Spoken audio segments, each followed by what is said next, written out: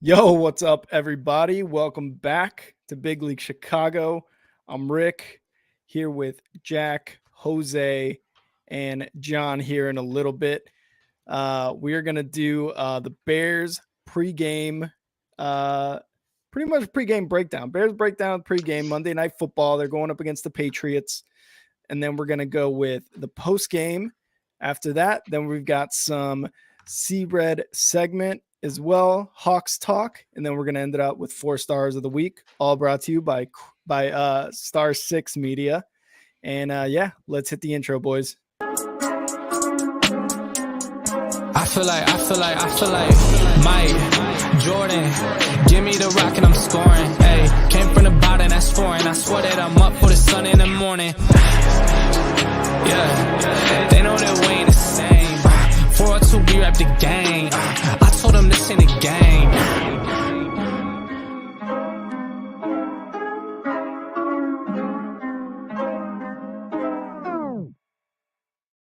All right. Hope you guys like that intro. All right, boys. Bears breakdown pregame Monday Night Football against the Patriots in Foxborough. Like, why are we on primetime? I almost want to ask that question, but also like this is gonna be I was gonna take the Patriots to blow the Bears out. I don't think that's the case. You know what I mean? Like, I don't think that's going to be necessarily the case. I think I said that on last week's episode. What are we thinking as far as like what's going on in this game? Who wants to start off? I think it's a sign that my lights just came on. And I think it just gave me a sign that the Bears are going to win. Like, all of a sudden, like, just light, literally after you said that, like, the light just literally, like, came on right now. Like, I was working on a secondary light, and then my main light came on. It's kind of like, okay, cool. After you said that, it just gave me hope. So it's right there. It's hope that the Bears hopefully do well tonight, guys. Why are they on prime time?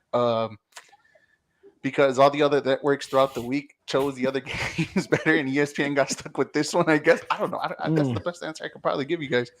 But now this gives me a lot of hope that the Bears hopefully might surprise us and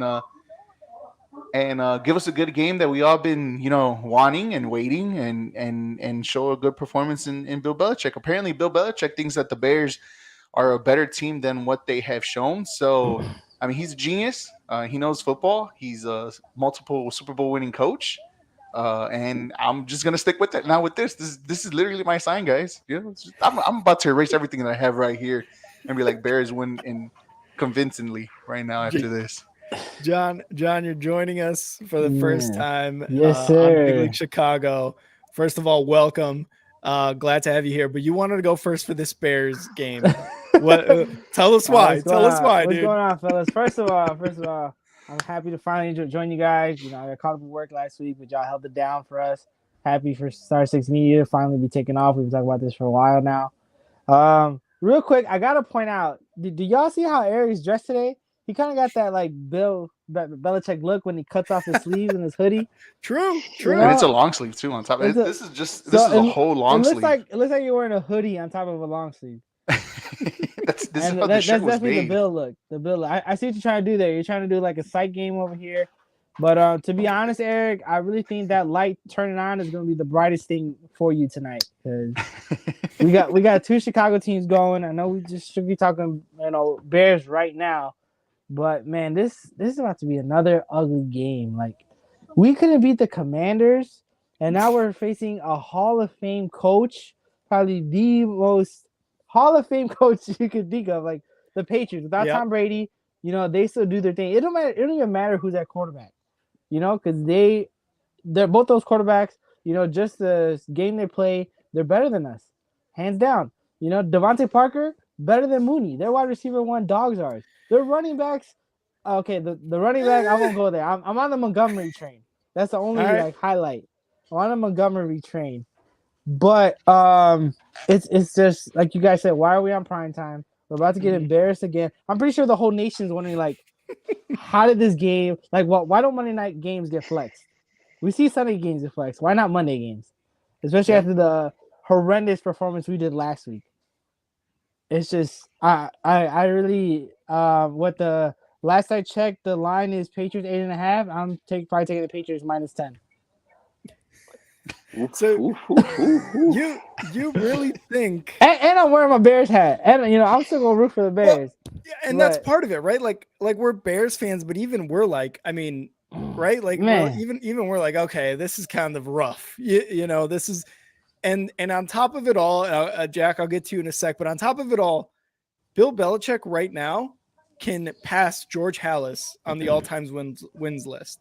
So this is it's almost like a perfect storm. I feel like Vegas and the NFL conspired together and they're like, yo, the Patriots, I mean, Bill Belichick and the Patriots, they can break George Halas is on Monday night on week 7 if we Against schedule the them right Bears. now. You know what I mean? Man, Like it's that just is too perfect. dirty. It does feel dirty. It's almost like a slap in the face. I hope it doesn't happen against the Bears, but it's eventually going to happen because Bill Belichick is that good. But Jack, what are your thoughts on this game? Do you agree with John over here? Oh, I mean, there's as I said last week on Bears Breakdown. I mean, I have New England winning this game. I don't really have the Bears scoring a touchdown. I think I had them at like 9 points, maybe a touchdown and a safety. That would be cool, but I'm expecting 3 field goals, and that'll be kind of the extent of the offense. I'm not gonna lie, I just took a prop that involved 11.5 on Montgomery receiving, New England minus 8.5, and the under hitting the under of 40.5 points as a little play. So that's No that faith. is what. No, No, I agree on that absolutely no under. It actually moved to 39 now. So Oh So wow. I kind of like it. I kind of like it at 40.5. I do. But I will say what plays into the Bears' favor is you got, Matt Jones coming back from injury. Didn't look great. He was 2-5, touchdown to interception, making about 66% of his completions as it's on the TV. As Bailey Zappi has really been kind of leading New England as of late. He did look a little bit better. He's definitely the more accurate quarterback, at least in Zappi's 2 or 3 starts. But Yep. I don't know. I think, as you said it, Bill is just a Hall of Fame coach, about to pass George Halas. So I think that will occur tonight. Oh no. No faith. Look, I'm the positive. I feel like I'm of this entire team. I think they're gonna. No, me. I really don't want them to lose. I don't want. Okay, yeah, Eric too. Eric did have them at like 10, 11 wins before the season. You're right. But that's I the had thing, them though. in the playoffs, He has no choice to pick them every week because he needs those 11 wins. No, I have a choice. I have a choice. Everybody has He got to choice. ride on that wagon, bro. He got to burn on that train. He So can't switch it up. So going off of obviously last week's loss on Thursday Night Football against the Commanders, we picked apart really a lot of the issues for the Bears. The biggest one being the offensive line. In a very close second comes the wide receivers. We have N'Keal Harry back. We got rid of Amir Smith-Marset, thank God. Does N'Keal Harry? I can't believe I'm asking this. Does he make an impact on this Bears game at all? Like against the Patriots? Are you asking? Are we gonna see a N'Keal Harry revenge game today? I'm asking if we're seeing a revenge game. Him. First rounder. Hey, first round talent is first round talent. We finally got a first round wide receiver. Look at that. Look at that. We got him 3 years later, but yeah, we got him. Oh man. Nah, bro. I think it's even worse that we're playing against his former team. Like they know what to expect from him. They let him go for a reason. Sure, he has speed, but again, I mean, it's the O-line. It's the O-line. I mean, Justin Fields is still gonna be running for his life. The Patriots defense seems like they're great regardless of who's on the field. They're damn near. They're like they're like the St. Louis Cardinals. Regardless of who's on the field, they're gonna play you hard. That's the Patriots defense, and it's really like. This Bears O-line sucks. N'Keal Harry's not even going to be a threat. Mooney's not going to be a threat. It's just, I mean, I hate to be that guy, the negative Nancy, however you want to deem it, but it's just, I got no hopes for these Bears. Like that's just always. You know what? But it's mostly because I'm upset because I actually bet them to win last week against the Commanders. And in all my pools, I put my 16 on the Bears to beat the Commanders. And you got Carson Wentz with a broken finger. And bro, they only scored 12 points. 12 points, and we didn't even beat them. How do you expect us to beat the Patriots?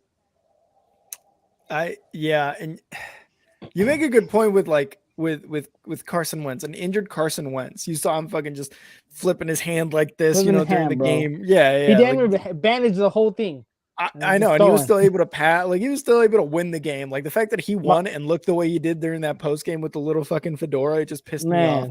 But I don't know. I think Mac Jones is playing, if I'm not mistaken. So that he's coming off of an injury. 3 games. I think he missed the last 3 games. So that could also work in the Bears' favor. The defense has been pretty decent. Obviously, they did a pretty solid job against the Commanders last week, and they've been pretty solid throughout the season. Maybe 1 or 2 games here and there. But does that kind of maybe give the defense an edge, give the Bears an edge? I guess in this case, because Mac Jones is coming off an injury, hasn't played football. Or does he kind of just flow back into this game? Eric, you're looking like you're pondering that. Yeah, because it's kind of tough. I mean, I think this game, it doesn't really matter who's the quarterback, right? I think what matters is, can you stop the run? Can you stop the run? I think that's the main focal thing. I don't think a quarterback. It shouldn't make a difference, right? To me personally, it shouldn't make a difference on who's the quarterback. It's they both kind of almost mirror each other, I guess, except Mac Jones is just a little bit more athletic. But it's basically, can you stop Damian Harris and Stevenson?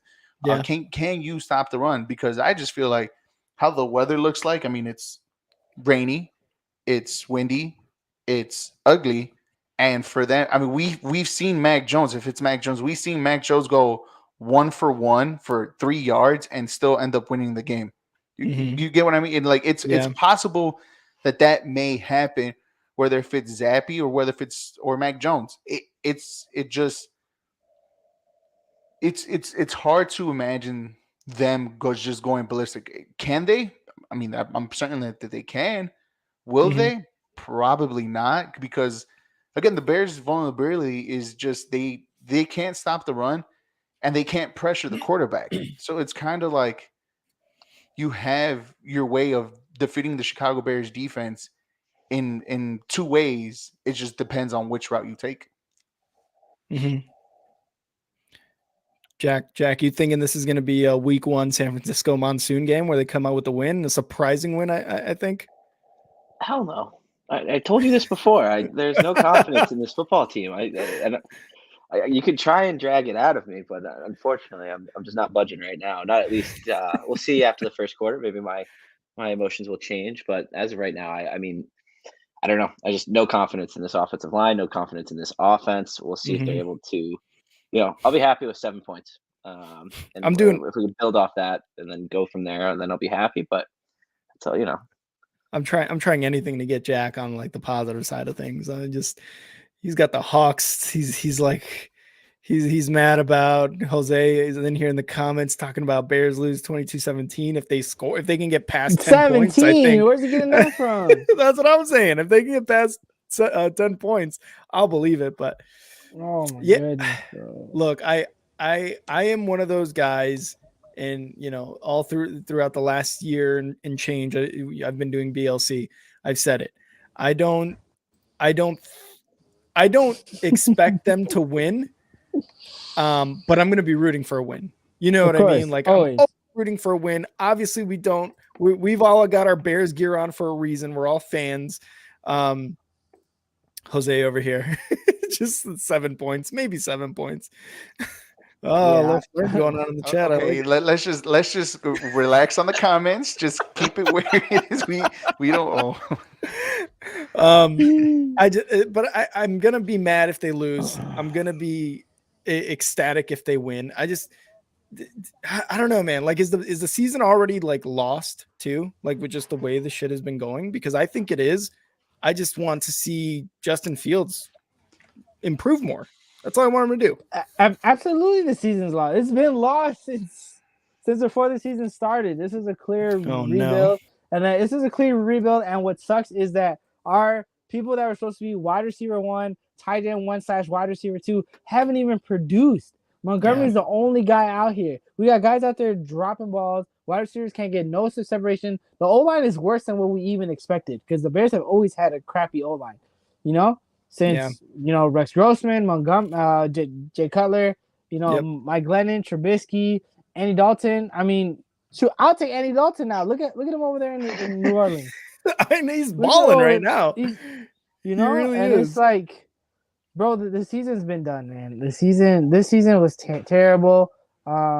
It's ugly because it's like I don't see us improving week to week at all, and that's what you hope for, you at least like, okay, let's adapt, and still like I have yet to see the only person that I could see is improving is Fields, and that's within himself. Like his confidence looks like it's growing when he makes a play, makes a great run, great throw, but I don't see the play calling improving. I don't see the O-line improving. I don't see these wide receivers improving. The defense is taken by a threat, and I can't even put blame on the defense because we damn near traded away or let go of everybody.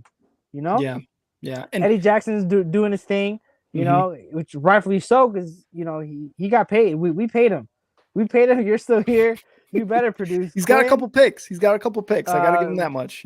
Roquan Smith. He's definitely betting on himself. And but as far as that, like, who else you got? Like we. It's sad to see that we still had to rely on the defense to carry us because our defense isn't elite no more. We're far from it.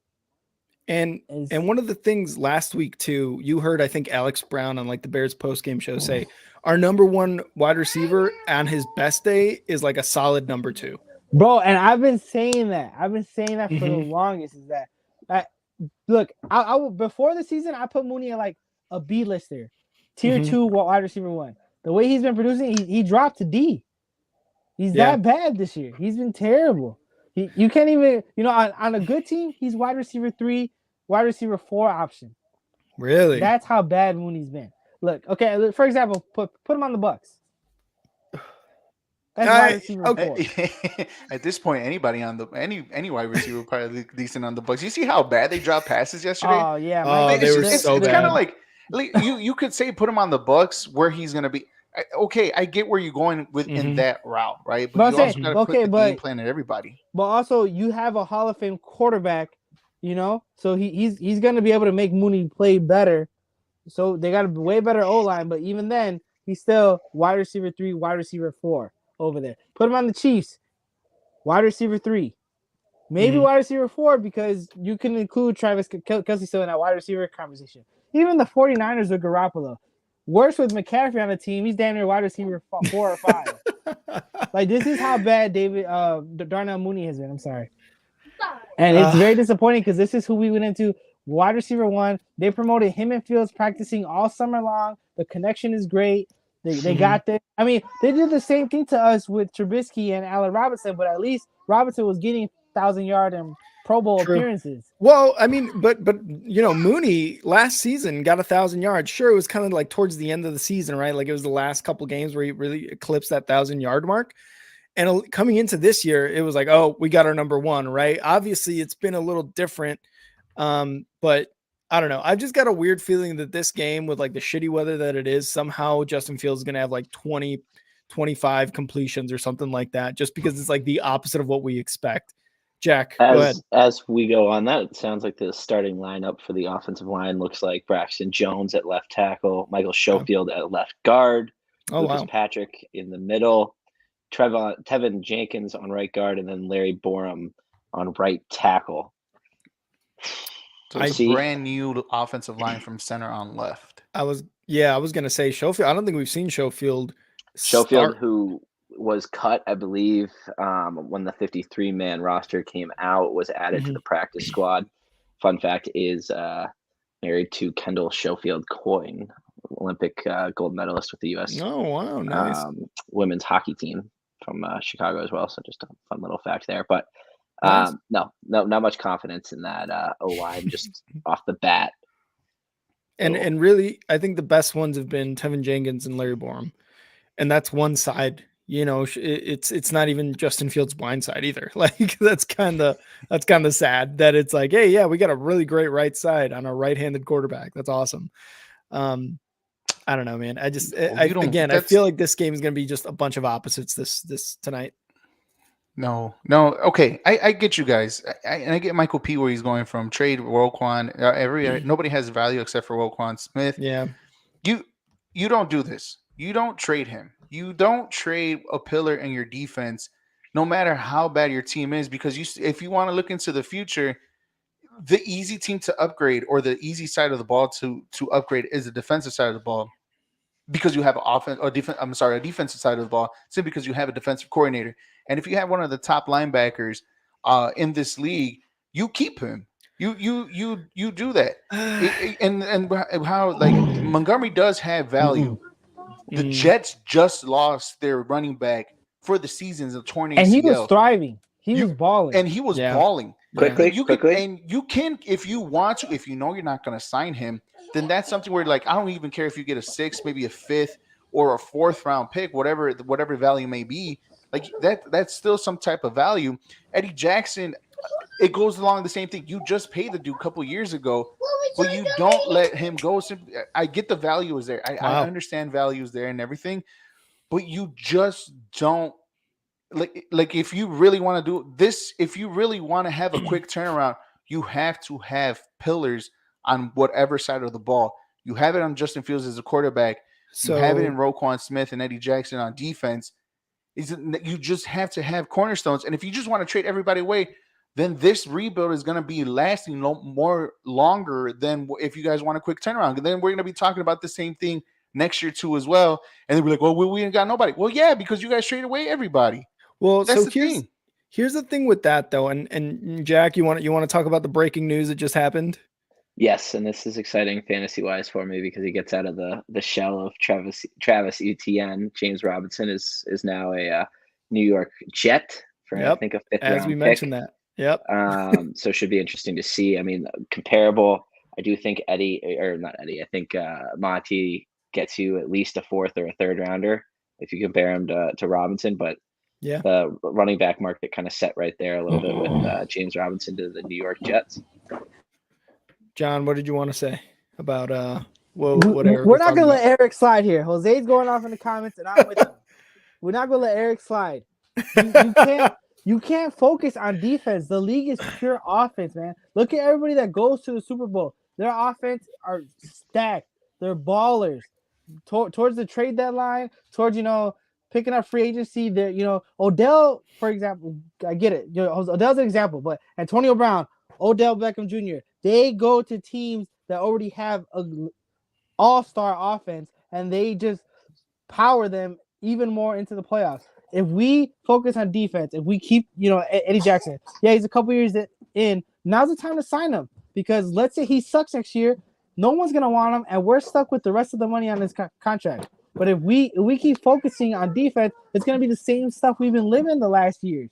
But I'm not just saying focus on defense. That's not exactly what you still need pillars on defense. You still need to build around defense. You said we need pillars for a quick turnaround. This isn't a quick turnaround. Not with this offense, bro. A quick turnaround is if you keep the players that you know they're going to be there down the future. You can't tell me and sit here and tell me that Eddie Jackson is not just because he has one bad year next year. Oh, we're stuck with the no. That's the simple mindset on how a team shouldn't be built. We all know because we're paying one of the best ones. You can't not tell me that you got to trade away your best players and start from scratch. You can't. Yes, you do. Look at how bad we are. Look at how bad we are. The one thing you have to look at with Roquan as being a pillar, though, does he carry the same weight as a Von Miller? He gets double-digit tackles each game in the Bears, right? Like absolutely 100%. But all those tackles do not equal a Von Miller type of player on this team.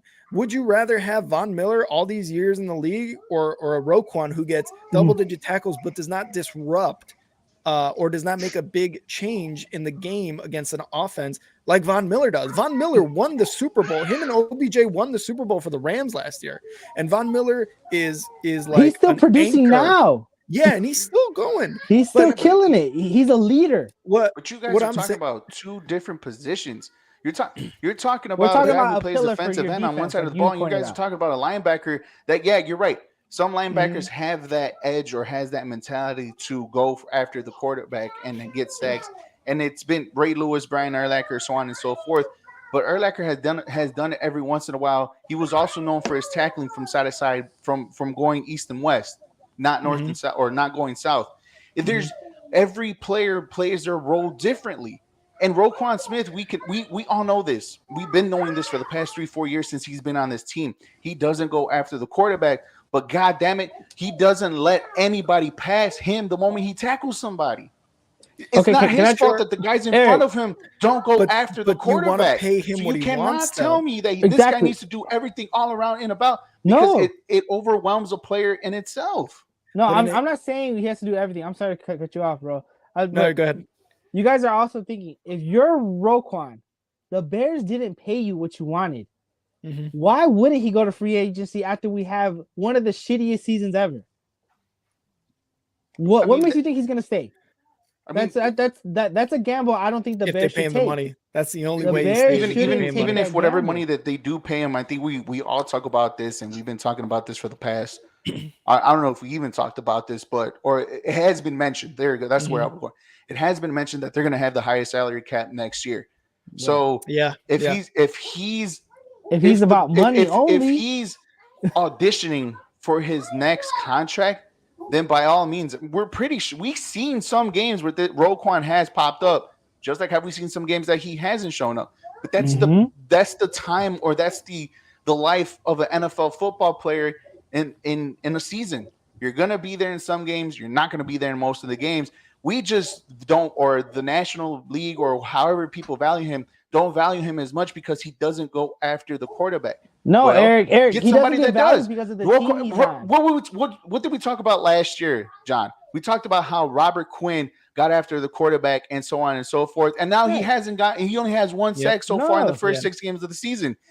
That's another guy you should have traded. You should have traded him when he had value. And he still has that value. And that one I would rather trade away Robert Quinn before I trade away Roquan Smith, simply because Roquan Smith is 25 and already and Robert Quinn's already in his 30s. But you still have more prime years of Roquan Smith as a pillar in your defense than you do Robert Quinn, who may leave after next year if you don't trade him. He signs with us, bro. That's you're missing that big if. I just think when we talk about defense, absolutely Roquan is a guy who, like Eric said, doesn't let a guy past him when he's wrapping him up, right? But if you want that disruptive guy, you don't want to pay Roquan the $20 million a year that he wants. I understand you have to build and keep these guys that almost tell players coming in or looking to possibly join the Bears, hey, they keep their players, they keep their stars, right? But you can't keep him on $20 million a year when he doesn't disrupt the opposing offense like a Khalil Mack does. We paid Khalil Mack and, from a while back, Julius Peppers, that amount of money because they made a huge difference on the defensive side of the ball, and they would cause 3 and outs. They'd cause pressures. You don't see Roquan causing pressures. And with the fact, coupled with the fact that our offense is as garbage as it is, we really, really need to focus on offense. I don't mind keeping Eddie Jackson. Absolutely. It almost feels like with Eberflus, his career has just been reawakened or whatever this year. He's just done way better than he has the last couple of years under Nagy and under whatever defensive bullshit that was showing us. But coupled with the fact that our offense is absolute garbage, I think this offseason, you tell Roquan, hey, you take the deal that we're going to give you and know that we're going to spend the rest of this on offensive pieces that make us an actual contender in just the NFC North, right? We can possibly win a division crown against a Vikings team that still has Kirk Cousins at quarterback and an Aaron Rodgers team that is looking like it's declining. Knowing that you're going to be on a higher chance of a winning team, then we pay you $20 million, and we may upgrade a few things here and there on the offense, and we may be doing well at the draft. I don't know, man. I think Roquan should take what he gets from the Bears. He should realize that he is not a Von Miller. He's not a Shaq Leonard. He's not a Khalil Mack in his heyday, right? Even Mack is doing well in LA right now, but he should realize that if he really wants to, I guess, be on a winning team, that he's got to take a step back, realize that the Bears need to get better offensively, especially the line and wide receivers, because running backs are coming aplenty for the Bears. And I think that's what happens moving forward. We can plug and play some linebackers too. Roquan, I mean, they're not going to be Roquan, but I think we spend $20 million a year on either an edge or a linebacker that's Von Miller-esque that is going into free agency or something like that. I think we have a good team, and we don't pay Roquan $20 million. But I'll give you Khalil Mack. I'll give you Shaq Leonard. But what's Khalil Mack, whole different position. What's Von Miller, whole different position. We have to hold the standard on the guys that play his particular position. And I think we're veering away from that because you're talking about a guy who plays behind that defensive line, not on the defensive line. That's the only difference here, guys. And if you guys feel that Roquan doesn't sign here next year, and then we can just plug in another linebacker, but that defensive line doesn't improve a little bit, then you guys are going to feel that Roquan hole. That's key. All this has to be planned. But remember, we may have the highest salary cap, but you lose somebody like that, and you focus on the offense side of the ball just so you guys could come up with the modern football how it's played right now. It's fine that we could score 20, 25, 30 points, but be prepared to get scored that many times. You know, it's going to even look more worse this year. So we have to, the Bears, should I say, I can't say we because we don't own the Bears, right? But the Bears have to play these chips right. And we have to understand at the end of the day that losing somebody of that quality and not upgrading on that side of the ball, it basically we're just doing this and just flipping the defense offense. But it was like you're saying, Eric, like you can plug in other players that will be efficient enough to cover the loss of Roquan on defense. You don't want to handicap yourself spending $20 million on the defensive side and not address the offensive side. We're at the bottom of the barrel right now offensively. We're terrible. Say what you want about Trubisky the last years. Nick Foles was garbage. Like I talk mad shit about him, but we're worse than that. And that's the reason we are worse than that, and we have less on defense than we did back then. That's why you can't handicap yourself just paying defense only. But you're not handicapping yourself. It's literally just one player. It's whatever, $19 million a year you pay for a player, whatever, for one player. Yet you still have an extra amount of salary cap room to get everything else that you need around for the offense side of the ball. If you could upgrade on the defense side in the draft, cool. But you just know that we need players here, we need players there, we need players there. And with this salary cap, the Bears have to play it smart. And if you guys are happy with whatever it is, smart, 18 million for Roquan Smith, is that good enough for you guys to also still build around everybody else? I think. I just think he's asking for 17. He's asking. Then the reason I brought up Mac and Von, right? Like he's asking for their type of money though, for not a prime position, for not doing what they do, and that's kind of why I brought their names up. Because if you have a Mac and you have a Von Miller making $20+ million a year, and you've got Roquan who doesn't do anything that they do as far as a game-changing aspect wise, why should we pay him their type of money? And I have to agree with John. You can plug somebody in. I mean, we had a preseason standout that made the team. I forget his name, but he was from Illinois. That was at linebacker, and I mean, why not try him out, right? Like, but if we're going to give $20 million a year to a defensive player, then I want that defensive player to be either an edge or a Von Miller type of guy, and spend the rest on the offense. I don't know. That's just me. Look, to touch on what you just said, if I'm paying a defensive player $20 million a year, he better be my missing piece to get to the Super Bowl. Also that. Jack, you've been, at least playoffs. Come on, Jack. Jack, you've been a little quiet. What do you got to say on this subject here with Roquan? Oh, I don't know. I mean, he has been the heart and soul of this defense for at least the last 3 seasons. I think I'm still of the opinion that I think you got to capitalize on his value while you still can. With the impending free agency, I think looking for someone that would want to sign him long term and being willing to give us the value that we can receive in draft picks, as Tony or as Jose has been really reiterating in the chat.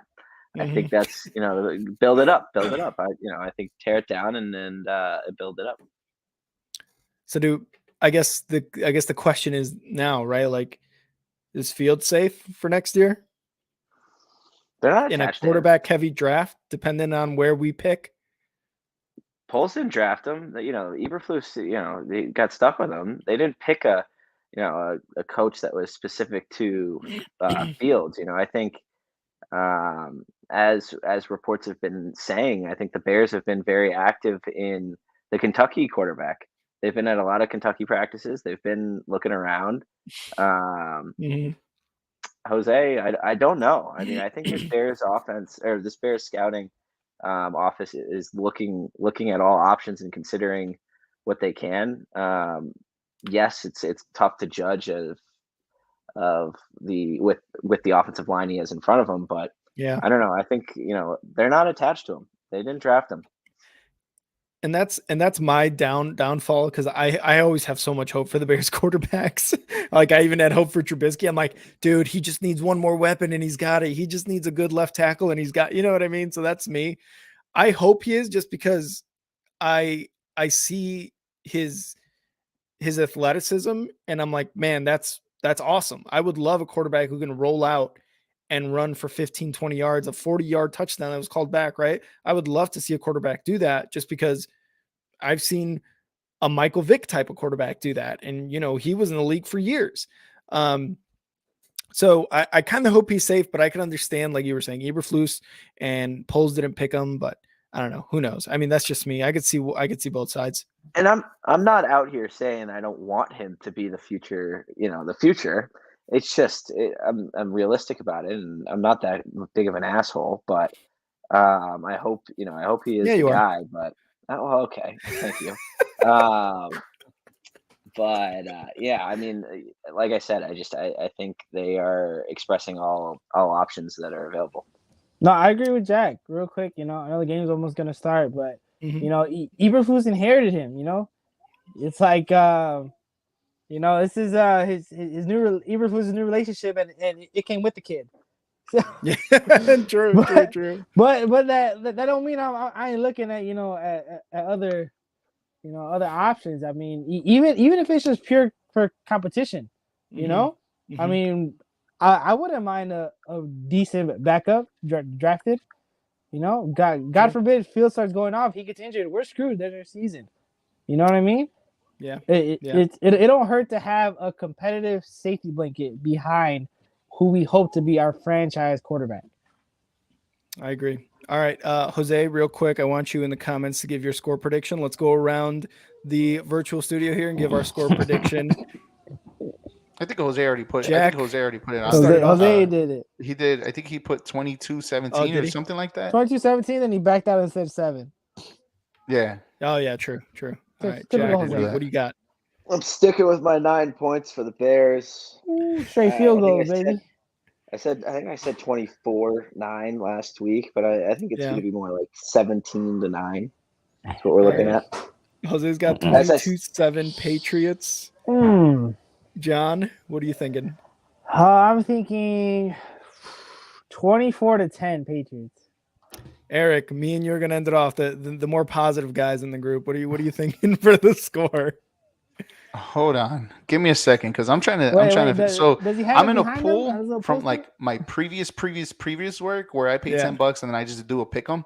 Yeah, and I'm just trying to get the score correct. Hold on, give me a second. Go ahead, Rick. All right, go ahead. Yeah, I'm gonna go 23-13 Patriots. I'm hoping they cover the 10. Yeah, that's true. They get past 10, I think this time. And again, I'm more on the positive side. I think Justin Fields' athleticism shows a lot in this game. No more Amir Smith-Marset. So, if he runs for a touchdown, it won't get called back. So 23-13 Patriots win. Belichick moves past Hallis against the Bears, against his own team. So, Eric, did you get your score pulled up?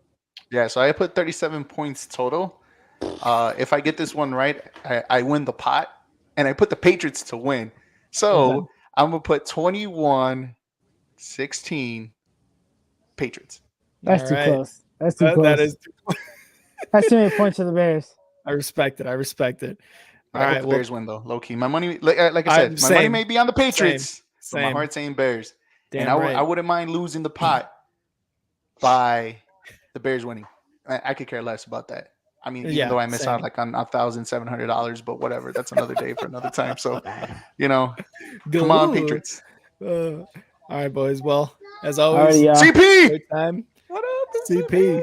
I'd be very surprised if the Bears score a touchdown tonight.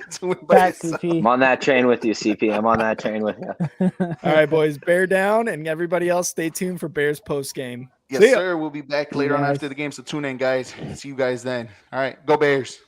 Bear down. Bye.